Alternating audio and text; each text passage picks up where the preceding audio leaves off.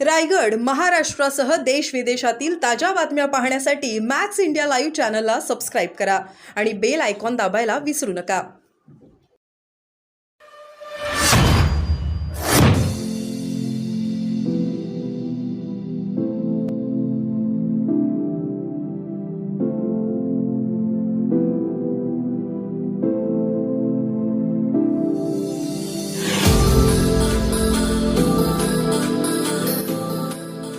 सांगितलं नाही आम्ही पक्ष म्हणून पक्षाचंच काम करणार, त्यांचं कौतुक करावं तेवढं थोडं आहे.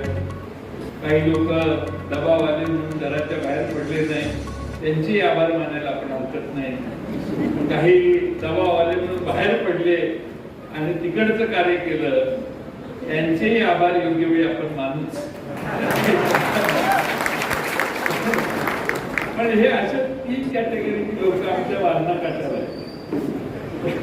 त्यामुळं थोडंसं आमच्याकडून दुर्लक्ष झालं आणि त्यामुळं काही गावं अशी आहेत की प्रचंड पैशाचं वाटप आहे. इस्लामपूरला झालं, आष्ट्याला झालं, त्या बोरगावला झालं, मायनस नाही झालं का, गाव प्लसच आहे. त्यामुळं एवढ्या मोठ्या प्रमाणात कार्यकर्त्यांनी अतिशय चांगलं काम केलं, त्यांचे आभार मनपूर्वक मानले पाहिजे. ठीक आहे, पराभव, यश, अपयश, निसटतं यश किंवा अपयश याला शेवटी इलाज नाही. मुंबईत एक उमेदवार आपला शिवसेनेचा 48 मतांनी पराभूत झाला, त्याला किती वाईट वाटतं. 48 मतांनी पराभूत झाला, त्यापेक्षा 13-13.5 हजार मताचा पराभव थोडा मोठं अंतर आहे. पण 48 मतांनी ज्यांचा पराभव झाला त्या कीर्तिकरांना काय वाटत असेल. त्यामुळे राजकारणात असं होत असतं. पण सत्यजित पाटील यांनी अतिशय चांगली लढत केली, उत्तम प्रतिमेचे उमेदवार होते आणि मला खात्री होती की ते चांगली सेवा या लोकसभा मतदारसंघाची करतील. शेवटी धनशक्तीचा विजय झाला म्हटलं तर वावगं ठरणार नाही, कारण लोकांचं जनमत हे सत्यजित आबांच्या बरोबर होतं अशी आजही माझी ठामपणाने खात्री आहे. ठीक आहे, एकदा झाल्यानंतर रडायचं नसतं, झालंय ते समजून घ्यायचं असतं आणि पुढे दुरुस्त करायचं असतं. आता 3.5-4 महिन्यात विधानसभेच्या निवडणुका लागणार आहेत. मानसिंगराव नाईक, सुमनताई, आम्ही सगळेच उमेदवार म्हणून निवडणूक लढवणार आहोत. आम्ही निवडणूक लढवत असताना मला आपल्या मतदारसंघात जास्त फिरता येईल असं मला वाटत नाही. त्यामुळं काय करायचं ते तुम्हीच करायचंय. मला काय फिरता येईल असं वाटत नाही, कारण मी 10 मतदारसंघ फिरलो त्यावेळी माझ्या लक्षात आलं की फार प्रचंड काम केल्याशिवाय गणित दुरुस्त होत नाही. आणि त्यामुळं जवळपास आता मी आकडा घेतला की टीव्हीवर सुरू होईल राष्ट्रवादी एवढ्या जागा मागणार म्हणून मी आकडा घेतलाय. पण मोठ्या प्रमाणात आपल्याला विधानसभेच्या वेगळ्या मतदारसंघात लढत असताना आपल्याला मलाही बाहेर वेळ देण्याची गरज आहे. आणि म्हणून मतदान झाल्यानंतर पाटील साहेब निवडणुकीच्या निकालाच्या आधी 2 तारखेपर्यंत ही सगळी गावं करून घेतलेली, सगळ्यांचं दर्शन घेतलेलं आहे, सगळ्यांच्या पाया पडून झालेलं आहे. आणि सगळ्यांना मी त्याच वेळी सगळ्यांची परवानगी घेतली आहे की आता जमलं, वेळ मिळाला तर येईलच म्हटलं, पण कदाचित नाही आलं तर तुम्ही सांभाळायचं. पण माझा आतापर्यंतचा अनुभव असा आहे की एकदा राजू शेट्टी पहिल्यांदा निवडून आले आणि त्यावेळी बरीच पडझड झाली, सगळ्यांचे मतदारसंघ मायनस होते. पवार साहेबांनी मला विचारलं, प्रत्येक मंत्र्यांना विचारत होते, तसं मला विचारलं की तुमचं काय म्हटलं. माझ्याकडे 23,000 मतं कमी पडली.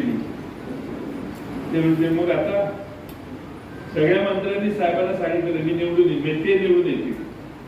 मी एकमेव होतो, मी साहेबांनी साहेब 23,000 मतं मायनस म्हटलं आता दांडी उडेल माझी, मला निवडून येणं जरा अवघड आहे म्हटलं. कसं काय म्हणता म्हणते तुम्ही.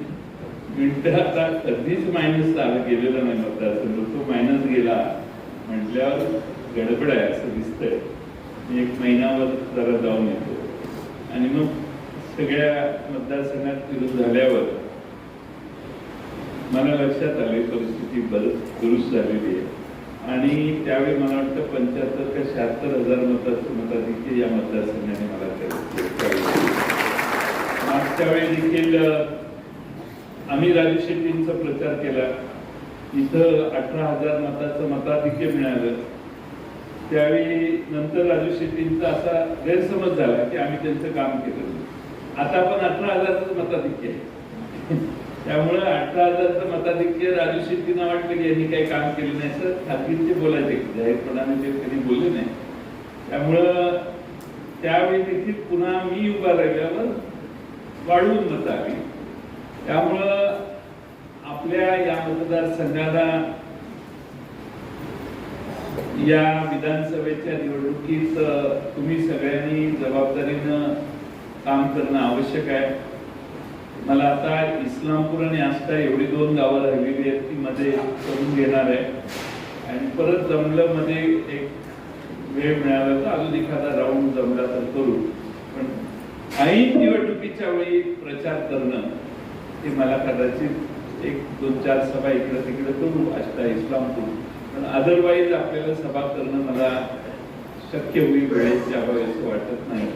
आणि त्यामुळं आताच जे बूथ आहेत जिथं आपण मायनस गेलो तिथं का मायनस गेलो याचा अभ्यास करून लिखित स्वरूपात तुम्ही जरा कारण मीमांसा द्या आणि परत आपल्या वेळी काय परिस्थिती करायची त्याच्यासाठी काय प्रयत्न करणं गरजेचं आहे हे सगळ्या बूथच्या अध्यक्षांच्याकडून तालुका अध्यक्ष मागतील आणि त्या बूथच्या सगळ्या कार्यकर्त्यांनी बसून विचार करावा की मतदान कसं झालं, काय झालं, दुरुस्त्या कशा करायच्या.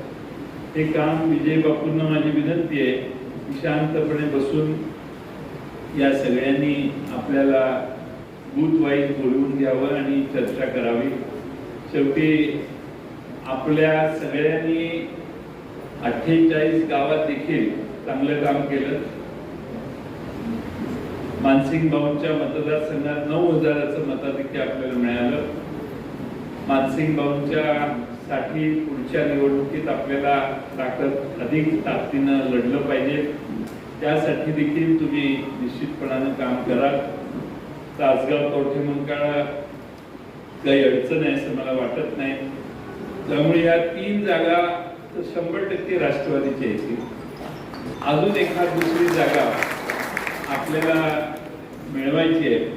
त्यामुळं त्याच्यावर आता बोललं की काय लगेच सकाळपासून लिखाणच सुरू होतं. आता आपल्या जिल्ह्यात काय परिस्थिती आहे, थोडीशी काडी पडली इथून हे पडलं खाली त्याच्यावर लिखाण होतं की जयंत पाटलांचा चष्मा का पडला. खाली उचलून घेतला तर जयंत पाटलांनी खाली उचलून चष्मा का. आता 3.5-4 महिन्यात विधानसभेच्या निवडणुका लागणार आहेत. मानसिंगराव नाईक, सुमनताई, आम्ही सगळेच उमेदवार म्हणून निवडणूक लढवणार आहोत. आम्ही निवडणूक लढवत असताना मला आपल्या मतदारसंघात जास्त फिरता येईल असं मला वाटत नाही. त्यामुळं काय करायचं ते तुम्हीच करायचंय. मला काय फिरता येईल असं वाटत नाही, कारण मी 10 मतदारसंघ फिरलो त्यावेळी माझ्या लक्षात आलं की फार प्रचंड काम केल्याशिवाय गणित दुरुस्त होत नाही.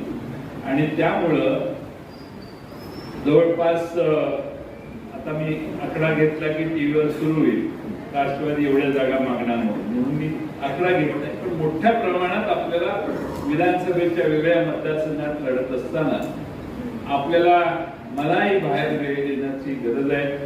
आणि म्हणून मतदान झाल्यानंतर पाटील साहेब निवडणुकीच्या निकालाच्या आधी 2 तारखेपर्यंत ही सगळी गावं करून घेतलेली.